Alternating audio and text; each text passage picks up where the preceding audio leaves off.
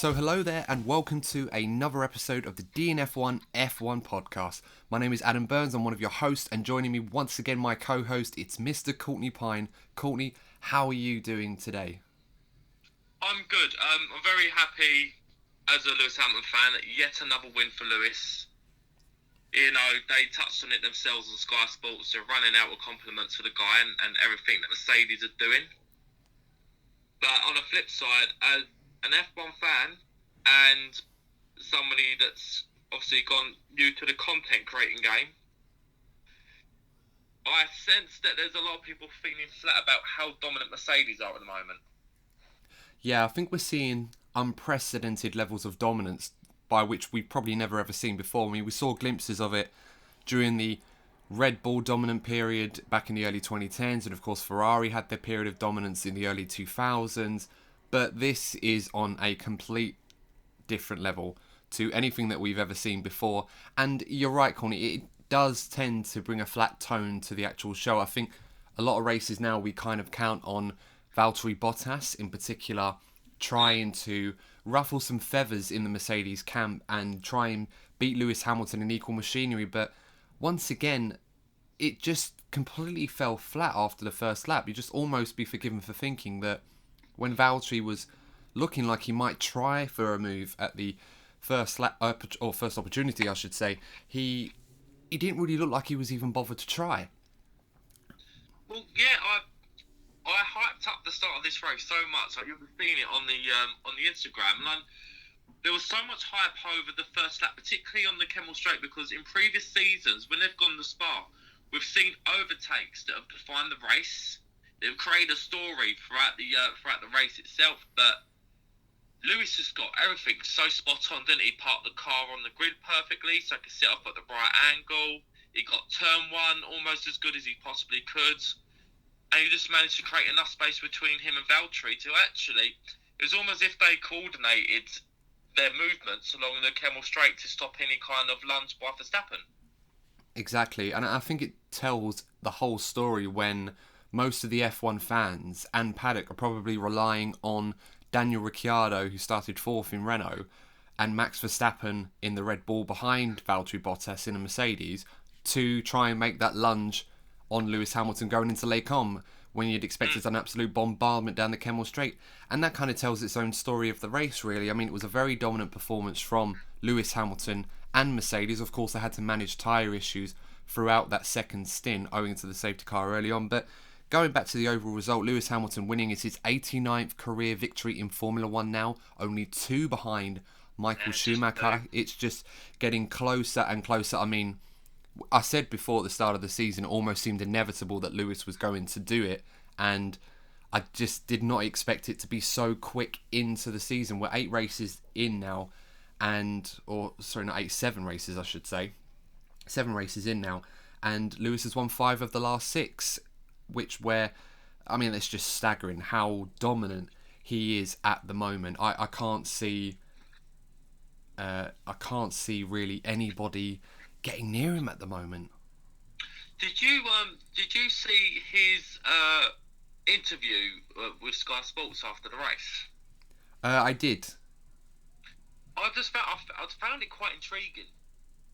Because first of all, he spoke about the dominance, obviously, of Mercedes, and it was almost he almost took like a step out of his own body, and was almost talking as if he was a fan of the sport, and he almost sounded disappointed that there isn't a challenge to Mercedes at the moment. He's obviously impressed with how well the team are doing. He's not knocking the team, but he was touching on the fact that other teams around Mercedes haven't done enough. And he also touched on the point that Red Bull only have one driver that could potentially challenge Mercedes and not 2. And that's in fact harming how Red Bull could put enough pressure on Mercedes to affect their strategy or push them to, damage the tyres to make Mercedes make mistakes. And they don't have that. And it was interesting to see even Lewis is aware of how much they're dominating and how other teams and other drivers have a lot of work to do in order to catch up. Yeah, it's a growing concern in Formula 1. This always seems to be in this turbo hybrid era that Mercedes tend to usually have just the one challenger. And today, that's Max Verstappen in a Red Bull. Before, it was Sebastian Vettel in a Ferrari. Of course, Charles Leclerc was a bit of an antagonist in Mercedes' side last season towards the second half of that season. But going forward with that, it does seem concerning, and Lewis is quite right to point this out. I think in other eras of dominance, there were always times where the team at the top always had to be wary or on their toes of the challenges behind them because they could easily cause them problems, and they rose to that challenge. But as we can see, Mercedes just don't seem to have that concern right now. They always seem to have the two cars at the front of the field, and for what it's worth, I just am not sure where that next challenge is going to come from, because Max and Red Bull, the combination is fantastic, but if it weren't for Mercedes, they'd be dominating it between the two of them right now. And Ferrari are just completely nowhere, the only other realistic team that can challenge them. And I suppose in some regards, there's always that excitement around a team like Racing Point for what they've done this year. But once again, a little bit underwhelming considering where we thought they would possibly be and where their practice pace alluded to where they could be. And it just never really materialised in the race. It just shows the difference or a big leap that they've taken from last year. I mean, I've got an example looking at some of the qualifying times we were talking about before we actually started recording this episode. Last season, Mercedes, their fastest time was in the 1:43s. This season, their pole position was a 1:41.2, so Mercedes were 2 seconds faster, or Lewis Hamilton was 2 seconds faster in Q3 than he was last season. I mean, that's incredible. That's a huge jump. But the amazing thing is that a lot of cars in the field had made significant improvements. I mean, that wasn't the largest improvement. The largest improvement, I believe, was Williams, where George Russell's Q1 time from last season and his Q2 time from this season, he was 4 seconds faster. Jeez. So there's improvements in almost every single team this season from where they were last year, in quite large proportions. The one exception, and there are no prize for guessing this one, and that's Ferrari. So, as we said before, Mercedes were 2 seconds faster than they were last season. Ferrari, half a second slower. So, a huge swing in terms of timings, where Ferrari effectively lost 2.5 seconds to Mercedes on outright pace around this track. I mean, that is ridiculously huge in terms... I mean, that's the difference. I mean, you could argue that's like, not F2 pace, obviously, but it's just amazing how difficult this has been for Ferrari, and a lot of it has been plagued by this engine controversy that they've had to deal with. But on top of that, they've had to try and compromise the setup of the car, because that car is not designed with this poorer engine in mind. They designed it for the one that they were originally going to have before it got outlawed for reasons that we don't know, because they weren't disclosed to us, although we can suspect it was to do with the fuel burning controversy from last season that the FIA were investigating on, which led to that undisclosed agreement or confidential agreement between the two parties. And as a result, this has been a very disappointing weekend for Ferrari. And of course, I think the question has to be asked, Courtney, is this going to be the worst weekend for Ferrari this season, or is there fears that perhaps it could be even worse as the season goes on? Well, yeah, there's 2 points to race on this. First of all, I need to ask you, because I know you're the stat man. I can't remember the last time both Ferraris finished outside the points on raw pace, because usually if you have like one or maybe two Ferraris out of the race, it would be down to issues with the engine or the car itself, or incidents, in wet weather and stuff. I've never known, in the time that I've really been paying close attention to Formula 1 in over a decade, I've never known, in my memory, both Ferraris to finish outside the points based on raw pace. To be honest with you, I don't know when that was. I mean, we were going to be talking years ago. One thing I can tell you that I do know was, and I put this up on the Twitter page at DNF1_podcast for those of you that do follow us on Twitter. If you don't follow us, make sure you do, because I'm putting newer stuff out all the time. Some interesting facts and stats, and obviously doing some live coverage on the race as well. But I'm going to try and trivia with this one. So obviously Ferrari's race was pretty bad, for those who didn't see. Started 13th and 14th, ended up being 13th and 14th, so they didn't really gain or lose any places. The cars just swapped positions, and it was a very difficult race for Ferrari. Charles Leclerc had to pit an extra time owing to issues with the pneumatic pressure on the car, so Ferrari had to top that up, by which they didn't tell him until towards the end of the race. So it really messed up his race after an otherwise pretty good start where he got into the top 8, but he was just getting passed all the time on the Kemmel Straight by so many cars behind him. It was just horrible to watch. And Sebastian Vettel equally having a difficult time, didn't really get involved too much in terms of the race and just drove his own race and ended up coming 13th anyway. But here's a bit of a shocking statistic for you guys, so look out for this one if you do see it. Kimi Raikkonen today in the Alfa Romeo finished in 12th position. He was the leading Ferrari powered car. Now, this is the first time in which a Ferrari customer team in Alfa Romeo beat both the Ferrari Works cars without retirements since 2013 in the Korean Grand Prix. So nearly 7 years ago, and that was Nico Hulkenberg when he came 4th for the Sauber team, when Alonso and Felipe Massa, they come 6th and 9th in that race for Ferrari. So, I mean, that is just huge. That can't be happening. Engine controversy or not, Ferrari are the biggest team in Formula One, the most prestigious name in Formula One. That is embarrassing. That can't be happening. That should not be happening. And I'm sure there'll be, after witnessing it, because there was always fears, weren't there? But after witnessing it, there's going to be a lot of questioning happening back in Italy. And to touch on your other point, next week, going to Monza, long straight central, I think it's probably for the best that the Italian fans won't be at Monza next week, eh? Yeah, so this is the thing, because it's almost a blessing in disguise that we're not going to have any fans at this race, or at least Italian fans. And because nobody's going to want to see this. I mean, it's heartbreaking as a Ferrari fan to see this. I certainly can't remember how bad things were if on a similar level to this. I know Ferrari have had periods in the 80s and the early 90s where they struggled, but it took time before Ferrari fell into the midfield, not anywhere near on the scale like this one has. And as I said, the engine issues are one thing on top of the other stuff, but on this track, Ferrari really did struggle to get the balance right. They were trying to compromise downforce and drag on this car to sort of mitigate the straight line speed disadvantage that they had, and unfortunately it just left them so vulnerable today. And in qualifying, they lost so much time in the middle sector. I think they were like a second slower than almost anybody else in that sector.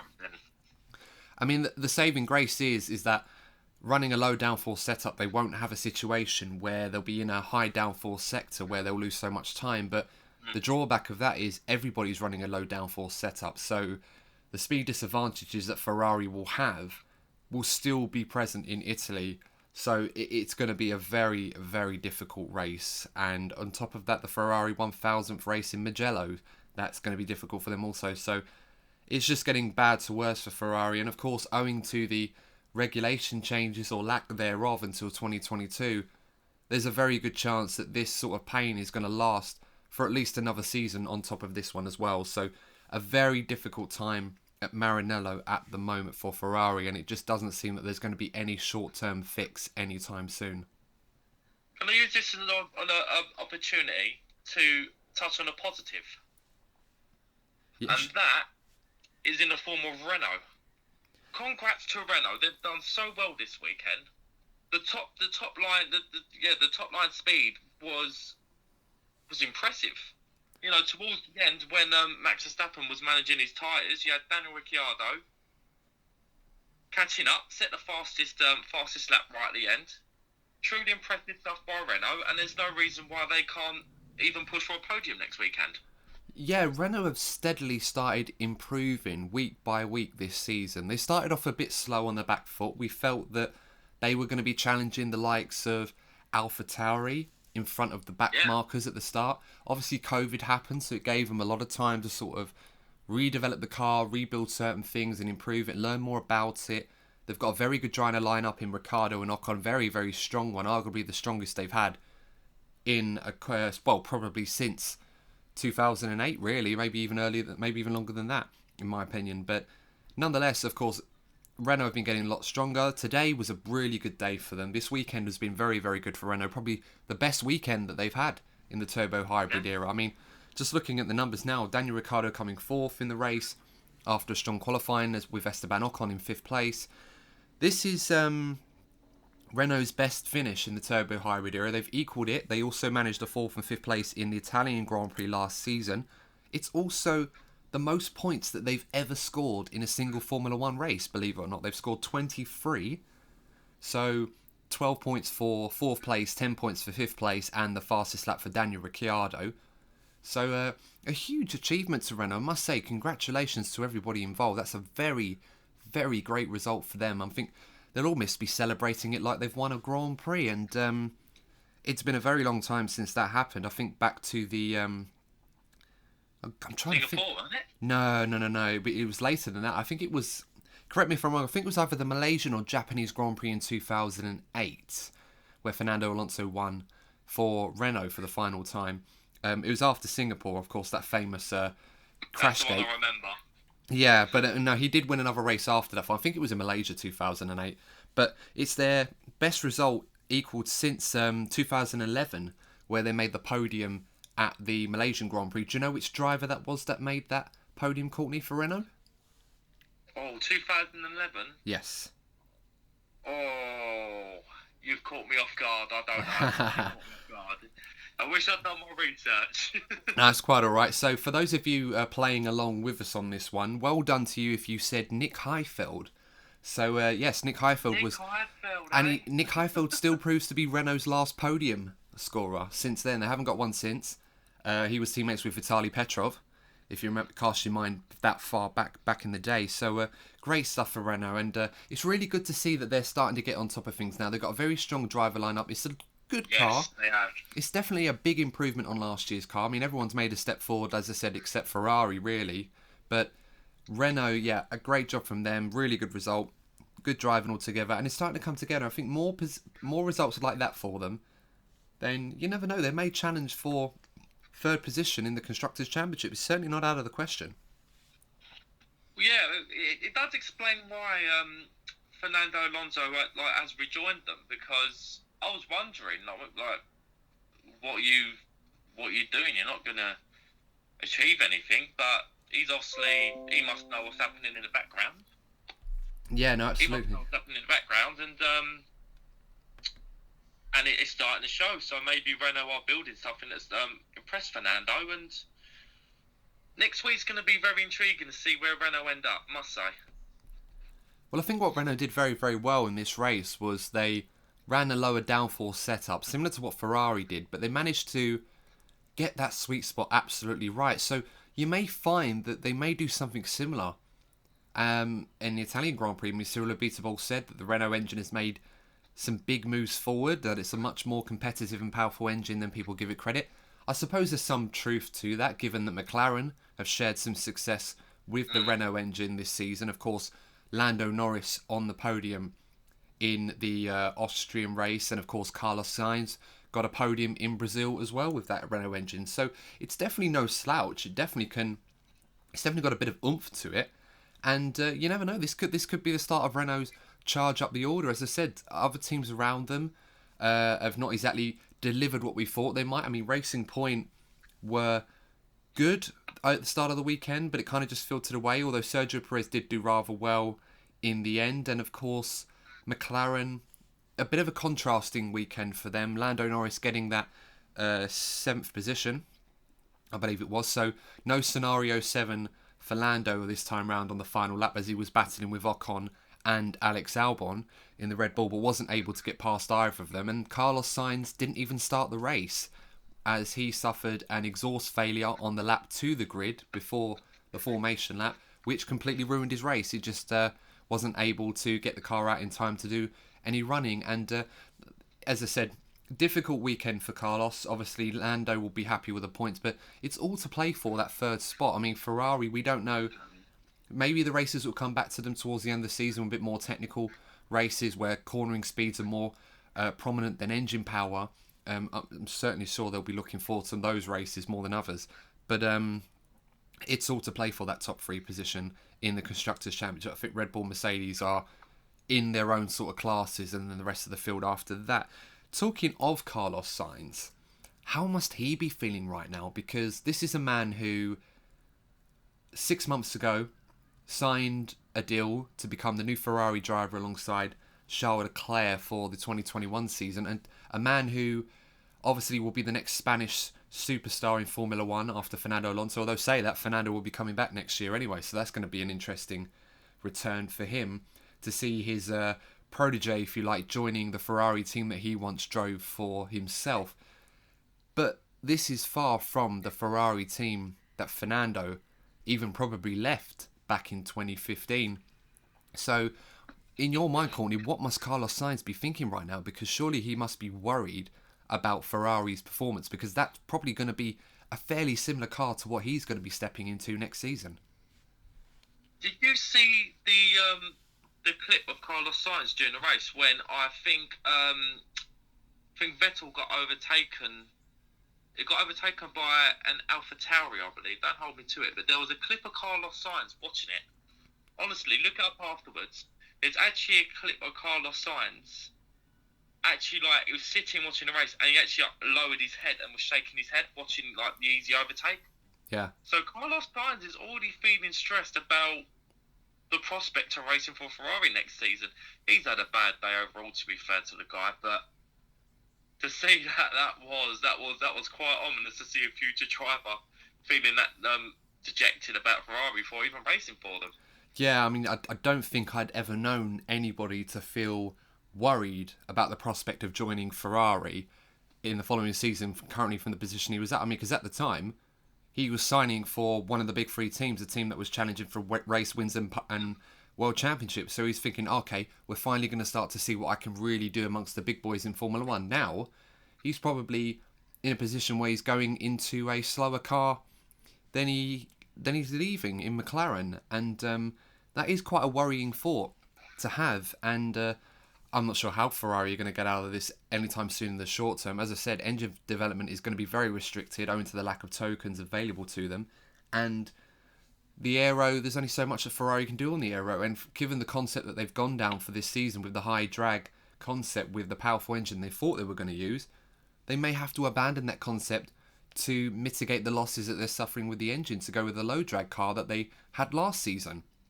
So, very, very interesting times for Carlos Sainz. And of course, there's so much going on down the paddock. I mean, Renault having a great day today, but Daniel Ricciardo's going to McLaren next season. So much change, but perhaps McLaren with the Mercedes engine next season, they'll probably be very much looking forward to getting the Mercedes engine in that McLaren more than Carlos Sainz is looking to get into that red Ferrari. So I think the only big winner out of all of this is probably Lando Norris. Yeah.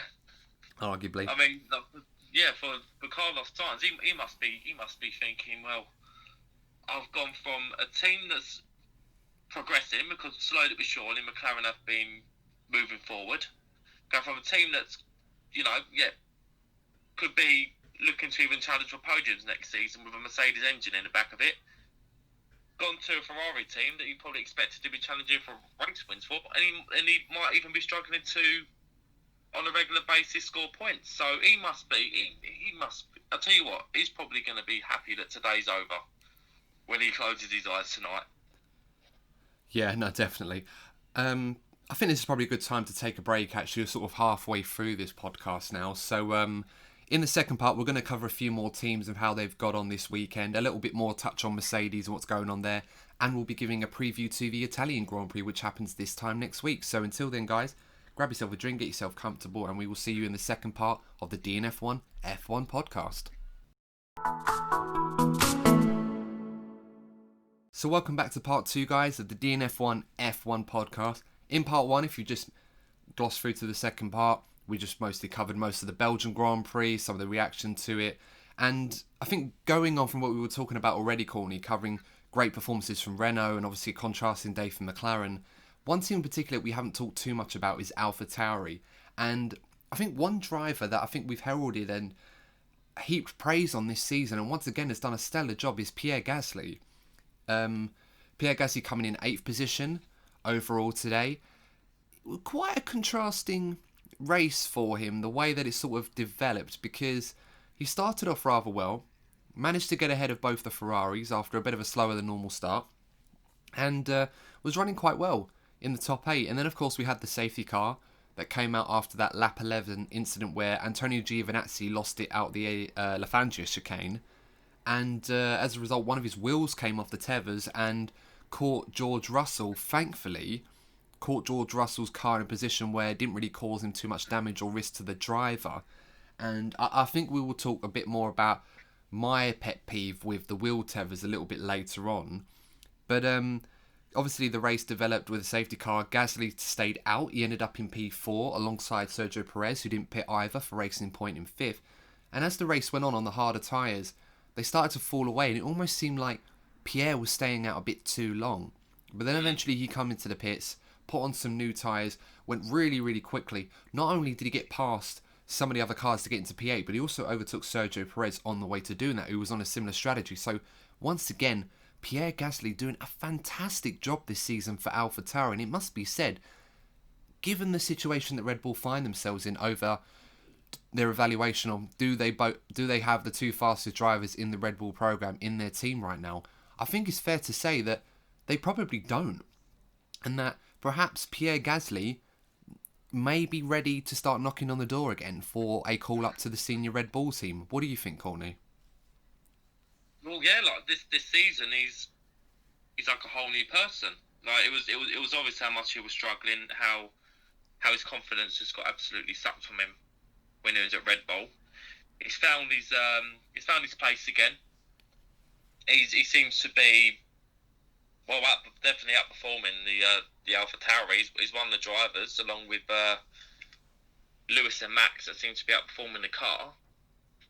And yeah, I mean, you're looking at it. He's definitely one of the drivers of the season. He got voted driver of the day today. And there is no reason that, if Alex Albon continues to underachieve, Gasly has to be one of the first drivers that Red Bull look at.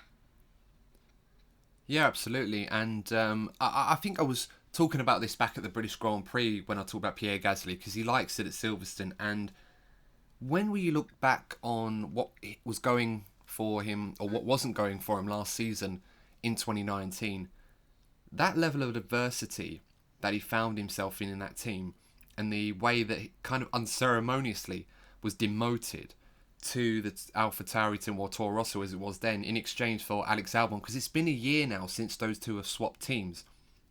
There's always three ways in which adversity can affect you. It can either define you, destroy you, or strengthen you. And in a lot of cases in the past, particularly in the Red Bull drivers program, it's usually been one of the first two. Yeah. When it's either defined or destroyed them.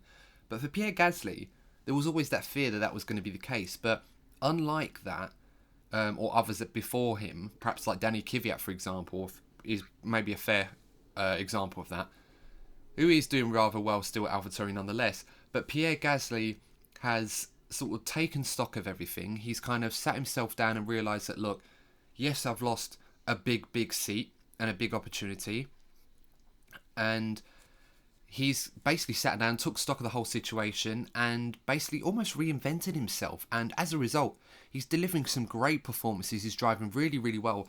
And I, for one, have been very, very impressed with him this season. Definitely one of my drivers of the season. It's been a difficult year for Pierre Gasly. I mean, obviously, it's been a year since we lost Antoine Hubert, the F2 driver who sadly lost his life in an incident at the top of Radion in last season's F2 feature race, who was a very close personal friend, if not best friend, of Pierre Gasly. And Pierre's probably been affected by that tragic loss more than most. And in that weekend, I can't imagine what he must have been going through, where he lost practically his best friend and lost his seat at Red Bull all in the same weekend. So to go from that extremely difficult low period in his life, and bear in mind he's only in his early 20s as well, so still very, very young, to getting where he is today, where race by race he's regularly in the top 10. He's challenging the Racing Points, the Renaults, McLarens, the Ferraris, and really scoring some big points for that team in a car that you'd probably argue is on the fringes of the top 10 but shouldn't be anywhere near as performing as well as what he's doing with it. It definitely heaps praise on that level of character from someone like Pierre Gasly. And I've always been a fan of his. I thought he's always done really, really well in junior categories and in Formula One to a point. But I think we're starting to see a level of maturity and a level of character that if you were to put him in the Red Bull now alongside Max Verstappen, as difficult as that would be, I think he would handle it a lot better than he had done a year ago. And perhaps we would start to see what he could really do in a top-level Formula One car. It's going to be awkward for Red Bull going forward because it seems to be a similar case with Albon. There's no denying that Albon's a very good driver. He's with plenty of potential. We know he's done pretty well in junior categories as well. But there just seems to be a pressure of being a teammate of Max Verstappen. You know, we saw Daniel Ricciardo go as well. Let's not forget. But it just seems that with Pierre, that I think the best way to describe his time at AlphaTauri, it's been a bit of a detox for him, and it seemed to have, it's done him a lot of good. And if these trends continue with both himself and Albon, I think Red Bull got some very awkward questions to be asking themselves. Yeah, definitely. It's a very difficult position to be in. Of course, it's not the worst problem in the world. I mean, there are teams that have got much more difficult problems to deal with at the moment, not necessarily the drivers being the issue. But yes, Alex Albon and Pierre Gasly have both talked a lot about driving those cars and the contrast between them. I mean, quite often we talk about some of these cars at the bottom end of the championship being easier cars to drive, but not necessarily fast. And the AlphaTauri, I think it's fair to say, is a fairly easier car to drive than the Red Bull, but significantly slower. Whereas the Red Bull is a very difficult car to handle, but it's very, very quick. And in Max Verstappen's case, he's got it nailed on. He drives it almost like he stole it, pardoning the phrase. And, I mean, they talk about quite oftenly... Actually, I should rephrase that, actually. You hear quite a lot the old phrase that he's driving the car beyond its limits. Now, I've thought about that saying a lot, and I can understand why Formula One teams don't necessarily use that phrasing. And the reason being is, it's more of a logical reason than you probably think, and that's because Max Verstappen right now is like a blueprint for that Red Bull car. He's literally driving the Red Bull car to its limit, or getting the most out of it that's possible. And unfortunately, what that does is sets a barometer to Red Bull, where they look at someone like Alex Albon and say, well, look, this is the level that Max Verstappen is getting out of this car, which says to us that this is the most or the fastest that the car can possibly go. This is the level you need to try and get near. And at the moment, I think it's fair to say that despite Alex's best efforts and his talent that we all know is there, and a lot of it, he's just not able to live to that standard, as Pierre Gasly was in that same position a year ago, and towards the latter end of his Red Bull time, Ricciardo was before them. So it's a really hard it's a really hard problem that Red Bull have to deal with, and right now Gasly's impressive form is making this much harder for them. Yeah, I feel that the second driver, shall we say, at Red Bull, they have the exact same problem that Bottas has at Mercedes, because Bottas is up against almost statistically, you could go on to be statistically the best driver of all time. And then at Red Bull, Albon, Gasly, whoever joins in the future to partner Max Verstappen, they're up against somebody that is very likely going to be the driver of his generation. And if all goes well in terms of which cars he has, he could go on to even challenge Lewis's stats when Lewis retires. These are very, very exceptional drivers, and it's just unfortunate for these guys that they have them as teammates. Yeah, no, I absolutely agree with that. And it is a difficult position. I'm not sure where Red Bull are going to go with this one, but if I'd be perfectly, brutally honest, I think Red Bull are doing a good thing sticking with their driver lineup. From what we understand, that's what they will be doing. It hasn't been. I don't think it's been officially confirmed, but as far as I'm aware, they probably will do that. And Gasly to stay in the AlphaTauri for another year. Come 2022, when we have the huge overhaul of rule changes, that may well be when Red Bull say to Pierre Gasly, "We want you to come back and replace Alex Albon." So Alex, do an okay job, but in races like today, you would expect at least for Alex Albon not necessarily to be on the hinges of his teammate, but not really struggling to beat the Renaults or the McLarens or the Racing Points or the Ferraris at the moment. As harsh as that may sound, and I do appreciate that it's probably not a fair assessment of Alex Albon's talent, because I mean, if he'd got the 2 podiums or potentially a race win in Austria and a podium in Brazil that were taken away from after those collisions with Lewis Hamilton, we may not be having this discussion. Alex Albon may have found another level, and but despite all the positive testaments and tributes that other drivers that know him well have paid to him, there's only so much time you can give someone to be able to demonstrate they can do it before you lose faith and patience and think maybe we need to go elsewhere with them, or back a better horse, if you like, for lack of a better phrasing, I suppose, for it. So well, I think the next few races are going to be telling. It needs to be, you just said it yourself. He needs to be, shall we say, on average race, you've got the 2 Mercedes up front, or Max challenging the Mercedes. He needs to be regularly at least 4th, because if he does continue to struggle with the other teams in midfield, then you're absolutely right. Red Bull are going to be given no choice but to look for another driver going forward, particularly if Red Bull continue to catch up and they want to mount a serious championship challenge. Yeah, I mean, that's absolutely right. And I think it's fair to say that the teams behind the big teams have closed up. That gulf has shrunk, or at least Red Bull to everybody else has shrunk, not necessarily Mercedes, but at the same time, you still expect Albon, or a very, very good driver of his calibre, to at least be in 4th, behind Max at the very least, not necessarily challenging the teams in the midfield. But we'll move on from that. Of course, we're going to talk briefly about the incident with Giovinazzi and George Russell. So, as we talked about earlier, Giovinazzi lost control of his car coming out of the Lafangis chicane on the way to Stavolo, and ended up smashing it into the barrier, and one of the wheels came loose on his car, and it basically hit George Russell's car as he was trying to avoid it, and it sent George Russell out of the race into the barrier on the left-hand side. So, I've seen in a few races recently this season where Formula 1 cars that have had crashes, at least one of the wheels have come off, and the tethers on the tyres are supposed to be there. And for those of you that don't know, F1 tyres now these days have tethers on them, so that when you have big impacts, the wheels stay on the car. They don't just bounce off or go into the wall or into the crowd or even into another car. But quite recently we've seen a few times where those have failed, and it's happened again today, and unfortunately it's led to George Russell retiring. Thankfully it didn't really hit him in a difficult position, but I suppose the one thing I will say is thank heavens we've got the halo, because who knows where that wheel could have gone. I mean, that wheel was going in his direction, and if it had bounced up and hit him in the helmet at the speeds that they were going, don't want to sound like a mundane expression, guys, but that potentially could have killed him. Yeah, it had when I saw that moment, it had like I don't know, it kind of took me back to when I first saw the Senna incident. When he was hit, because he was hit by a piece of suspension himself, wasn't he? Because I think there was pieces of suspension flying from the car as well. It's not nice to see.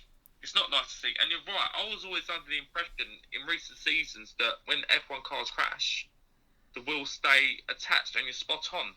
This season, there have been several incidents at least where the tyres have come off. And in a time where safety is such a big thing, it shouldn't be happening. No, you're absolutely right. It shouldn't be happening at all.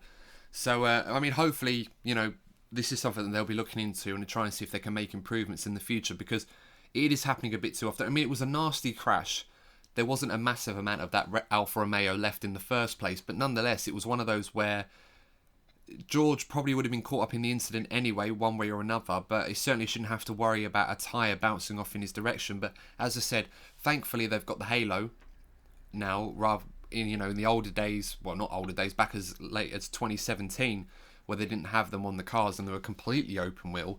I don't feel we're ever going to get back to those days ever again, but it's a good thing that we have that protection nonetheless. So, for the last 10 minutes or so on this podcast, we're going to preview the Italian Grand Prix now. So, this will be the 999th race for Ferrari in their illustrious history in Formula 1. And as we alluded to before, it's looking like it's going to be a very, very difficult homecoming for the team. The only saving grace for them is that they won't have to face the embarrassment of going through that pain in front of their home crowd, or at least in front of the home crowd from a live perspective. They'll of course be watching around the world the Tifosi, probably with head in hands more than up in arms. I would probably say it's fair to predict at this point for them. Yeah, it's interesting because if it wasn't for this pandemic and you had crowds there, I'd be intrigued to see the reaction of the fans, particularly at the end of the race, where obviously you have the Fosse, and there's no hiding from that volume of people stating their opinions, is there? So it's definitely a blessing in disguise for Ferrari. That, funny enough, they're not there. Their biggest external weapon in the F1 season could have exposed some real issues within the team. So it'd be interesting to see how they go with their setup next week to try and minimise the pain. But they need to start licking their wounds, because there's going to be big trouble for Ferrari if they continue to struggle the way they are. Yeah, I mean, unfortunately, it seems that Ferrari have not gone down the usual route that they go down when they struggle, and that's sort of putting heads on a chopping block and starting to fire people and replacing. They've not gone down that route. They've gone for the more patient, apathetic route, where they've decided to, play this longer term project out. John Elkann, as we said, and Louis Camilleri talked about 2022 being the time when Ferrari were expected to come back. So hopefully this is the medicine that they need to take. People in certain roles need a bit more time and freedom and support to sort of get things right, and hopefully by then they will. But as we said before, it's going to be a difficult time for them. They will try to mitigate this with their setup changes, but as I said before, everybody's going to be going for low downforce, so straight line speed more than anywhere else on the calendar is going to be a huge priority. And given that Charles Leclerc became a cult hero for Ferrari by winning the Italian Grand Prix last season, I'd say a lot would have to happen for a repeat of that. It looks more and more likely that Mercedes once again are going to dominate, and I think this is going to be a very, very impressive domination in Italy. I think if we fought today or other races, I think Mercedes very much could be boasting another 1-2 here in the Italian Grand Prix. And I think going back to Mercedes, because we haven't really talked about this, actually, while I've actually thought about it, I'm just looking through my phone, Courtney, because I did some notes for this podcast, as I often do, for little interesting pieces of information to put out. And did you know, two pieces of trivia actually, for those of you interested. First of all, You're spoiling us today. Oh, I'm spoiling you guys today. Yeah. So first of all, Mercedes have led a lap in each of the last 30 Grand Prix in a row. So that's one impressive statistic. Probably one that people probably expect is realistic, but impressive nonetheless. But also, Lewis Hamilton has now become the all-time record holder for the most kilometres travelled in the lead of a Formula 1 race. Not necessarily the most laps led, that's still Michael Schumacher, but he's now travelled the longest distance leading a Grand Prix in Formula 1. Running out of things to say about this guy and Mercedes. It's simply incredible. There's no other way around it. I think we're running out of records for Lewis to break here. He hasn't got many left that he's got to accomplish. But as I said, yeah, very, very quickly becoming the all-time most decorated driver of Formula 1. And I think you put it out on the Instagram page earlier, Courtney. You were asking fans in a poll, does Lewis get the credit he deserves? And I think that's definitely something we need to talk about probably in a couple of weeks' time, when he either equals or breaks Schumacher's win record, because it's only a matter of time. And the pole positions as well speak for themselves. 89 race victories, 93 pole positions. Of course, this latest one he dedicated to the late Chadwick Boseman, the lead actor in the Black Panther films. And what a tragic loss that was. So thoughts with his friends and family at this time. It's such a shock to hear news like that. And Lewis was talking recently about the influence and how great it was to see someone like Chadwick playing the lead role in a superhero film to sort of represent a model or a example for hope and opportunity for young black children all around the world, that they can do the same thing and be the next Superman and stuff like that. And obviously similar to what Lewis Hamilton is doing in Formula 1, that sort of thing. He is the, he's for Lewis, he represents. I know a lot of people get annoyed about how much he dominates or make a thing about his lifestyle choices. But for Lewis, not only is he representing, obviously a big part of his identity is, his dad who originates from Grenada. That's a big thing for the black community and also the working class community. He just gives a lot of people, from working class and black class, from black community, shall I say, Yes. an opportunity to think, you know what, we can do this because Formula One is known as primarily a rich white man's sport. And I just think Lewis has come along and he's blown this sort of mindset out of the water, hopefully, because you want to be seeing as many people being given the opportunity to be the elite at a sport and they're not held back by their class or their race. Absolutely. And I feel, and as much nonsense Lewis gets from fans of other teams, going forward, I'm just hoping he almost becomes an ambassador for people from black and working class communities. Well, I think he already is. In terms of his success, he's been very outspoken. He's obviously introduced new diversity programs into Formula One that he's involved in heavily. I think he mentioned in an interview with Martin Brundle that the key factor is not necessarily the whats, it's the hows and the whys in terms of opportunities, why there aren't more people from different ethnic backgrounds other than, just white people or white ethnicities in Formula One, and why it's such an elitist sport, not as a detrimental term, but why F1 is not more diverse in terms of people involved in it. And that's important. So that's something that hopefully will produce not necessarily just drivers, but people in the paddock, people in the media and broadcasting, every dimension of Formula One can become more diverse. And hopefully these initiatives that Lewis is an ambassador of and pioneering, and as a lead example of what he's been able to achieve in the sport, despite the discrimination that he has faced across many forms, it's great to see that is now being taken note, and hopefully the system can change and that we can find ourselves immersed in a more diverse sport with equal opportunity for everyone. That's what we're hoping for. And I think in Lewis, as I said, and as an example and a role model, he's definitely achieving that. But going back to the Italian Grand Prix preview ourselves, I mean, as far as tangents going off, it's a good one to go off onto, no, definitely. So, but back to the actual race preview itself. Lewis Hamilton, as we said before, 5 out of the last 6 races he's won, with the exception of the F1 70th anniversary Grand Prix at Silverstone a couple of weeks ago, where Max Verstappen won. Is it fair to say that it's probably... I mean, we've said this in a few episodes now, but can Valtteri Bottas beat Lewis Hamilton? I feel like I've asked this question over and over and over again, and unfortunately, it just doesn't seem any more likely than before that Bottas is going to really get stuck in there and beat Lewis Hamilton. It's almost like he's driving with... an anvil tied to the back of the car. He just doesn't seem to want to try and attack Lewis Hamilton or to try and get stuck in there and leave it on the line to try and beat him, because unfortunately that's what he's going to have to do to beat Lewis, because if he keeps doing what he's doing, Lewis is going to rack up the 7th World Championship very, very soon. Well, yeah, he's running out of time. I think I said this in our preview for this race for Spa. He needs to be doing it now, but there's 10 races left. Yes. And unless Lewis has a DNF or two, I can't see him being outperformed enough by Valtteri to even be half a challenge to his championship hunt.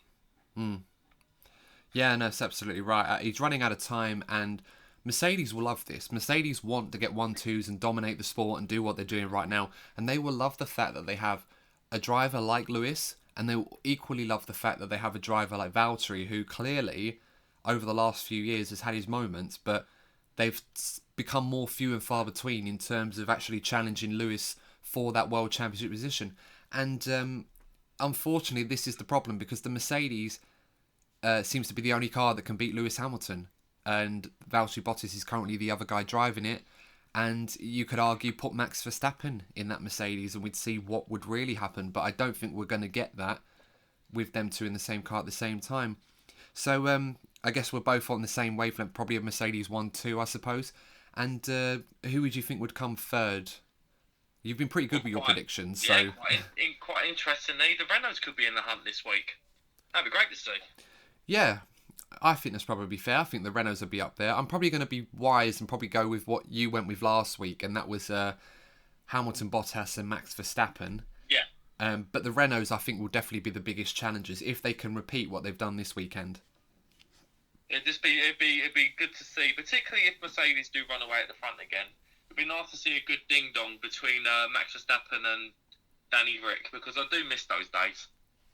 Yeah, I certainly do, and I never get bored of seeing Daniel Ricciardo send it into turn one, into the Del Raggio chicane. So hopefully we'll see a bit more of that this weekend coming, and Renault will do well.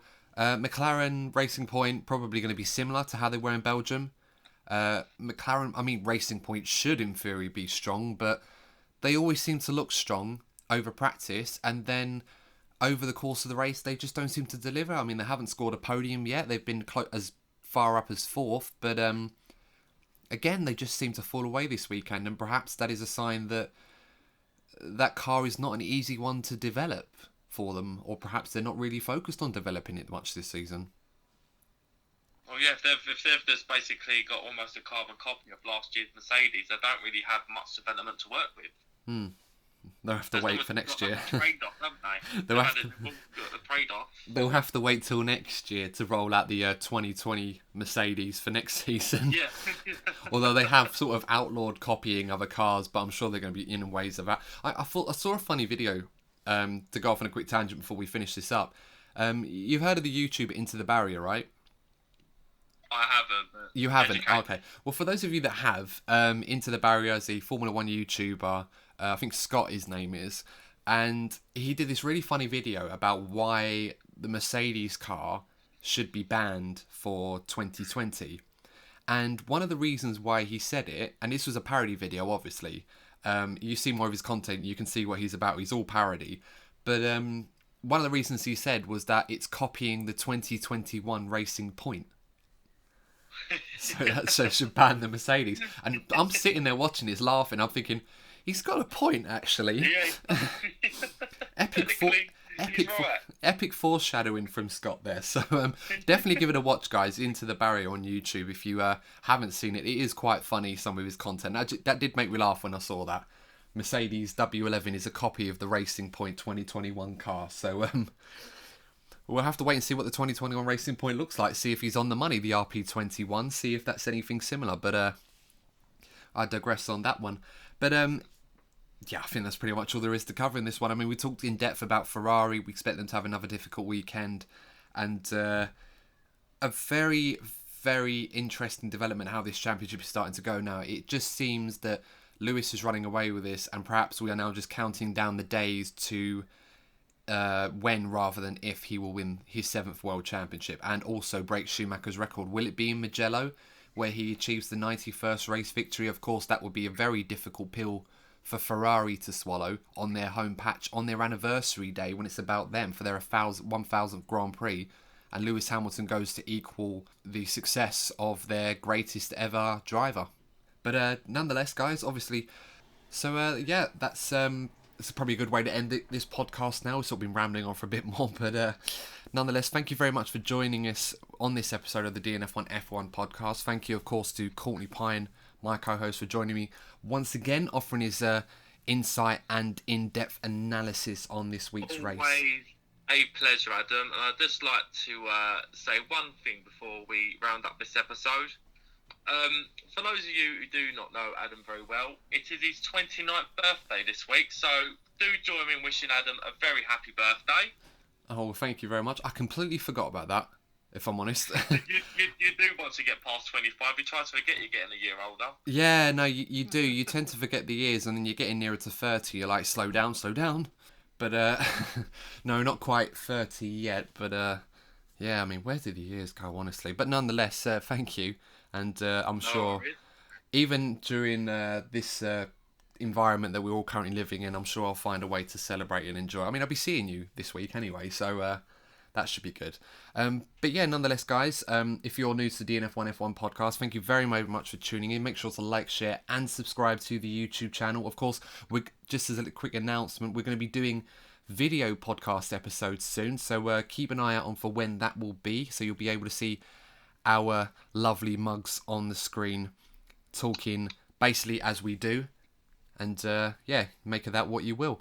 And make sure to follow us on Instagram and Twitter as well, DNF1_podcast on both pages. Make sure to follow us on there, as we are quite lively with the content now, or what we talk about during the race weekend. So plenty more to get involved with on that one as well. And all that's left to say is thank you for joining us on another episode of the DNF1 F1 podcast. We will see you this time next week in the next episode. So until then, take care, and we'll see you in the next episode of the DNF1 F1 podcast. See you soon, everyone.